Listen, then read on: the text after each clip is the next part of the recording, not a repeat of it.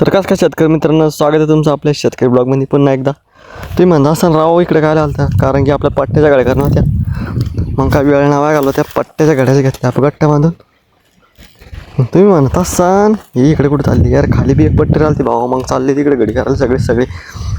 मग काय सगळ्या गड्या मारून झालत्या. मग बारको शेटान आणि मी गाडी लागलो भरूस.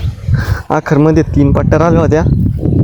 मग काय वेळ वाया घालवत्या त्या बी आणल्या उकलून आणि घेतली फायनली गाडी आपली पॅक करून. मग त्यानंतर बारको शेटला गाडी पॅक करून झुपून दिली. मग बारको शेट निघला आपली गाडी घेऊन. मस्त तुरू चालू होते आपले बैल बी आवरून धरणं पडतात भाऊ, कारण की तितकं सणासण चालू होते डायरेक्ट कट. मग बारको शेटले दिला काढून आपण चालू मग कोट्याकडे. तर हस काय पब्लिक, आपल्या शेतकरी ब्लॉग ह्या चॅनलला सपोर्ट करा आणि भेटूया पुढच्या ब्लॉगमध्ये. त्यासाठी एवढंच.